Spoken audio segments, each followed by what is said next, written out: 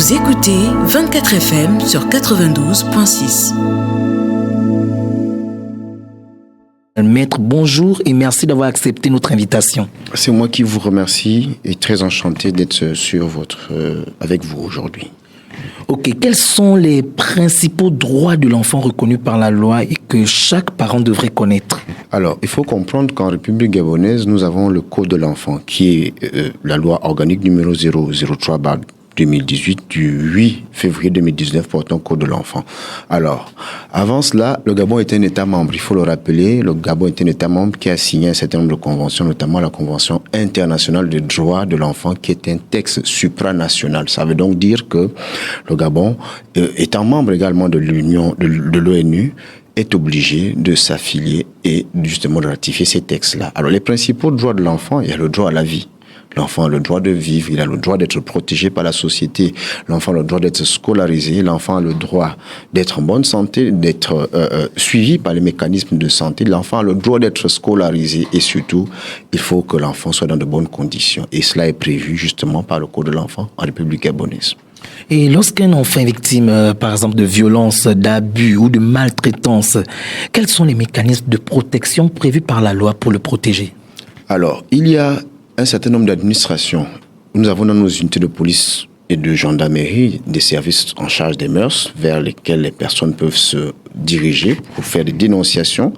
Et nous avons également au Gabon, au ministère de la Justice, une direction qui a été spécialement mise à la disposition de l'enfant qu'on appelle la Direction générale de la protection de la jeunesse.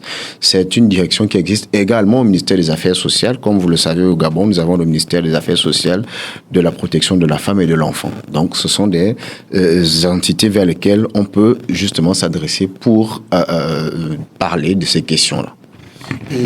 Et que doit faire concrètement un parent, un enseignant, un voisin qui soupçonne qu'un enfant est en danger? Alors, déjà, il faut dénoncer, parce que c'est déjà d'abord de là que tout part. Vous comprenez que l'administration n'est pas omnipotente, omniprésente. Sinon, nous sommes des relais, nous en tant que parents, nous sommes des relais de l'administration et il est de la responsabilité de chacun d'entre nous de veiller au bien-être de nos enfants. Donc, lorsque vous constatez qu'un de vos voisins maltraite un enfant, mais vous devez tout simplement le dénoncer au service de police ou de gendarmerie qui vont vous accorder une assistante pour faire une intervention. Parce qu'il faut comprendre une chose, nous avons souvent eu l'habitude dans nos pays africains de vouloir souvent faire des interventions des fois qui terminent très mal. Donc, il faut souvent, lorsqu'il y a des situations de cette nature, recourir aux forces de défense qui sont ce qu'on appelle la force publique. Et quel message souhaitez-vous adresser aux familles et à la communauté afin que les droits de l'enfant soient davantage respectés et protégés? Alors, le message que je peux lancer à l'endroit des familles et des parents, c'est dire simplement que l'enfant est l'adulte de demain. Et très souvent, mon cher, et vous l'aurez certainement constaté, un enfant qui a eu une mauvaise enfance, une enfance douloureuse, est souvent un adulte très compliqué dans la société à gérer.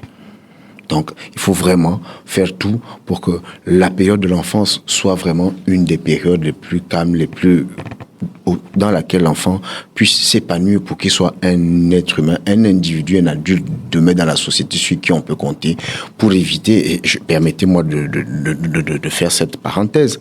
Aujourd'hui, lorsque vous regardez les personnes qui sont en conflit avec la loi, vous allez vous rendre compte généralement que ce sont des personnes qui ont eu des enfances douloureuses. J'ai fait une mission à la prison centrale en 2012-2013 et lorsqu'il m'est arrivé d'auditionner les détenus qui étaient les mineurs en conflit avec la loi, il m'est souvent arrivé de constater que c'était des enfants, des personnes qui ont eu une enfance très, très compliquée.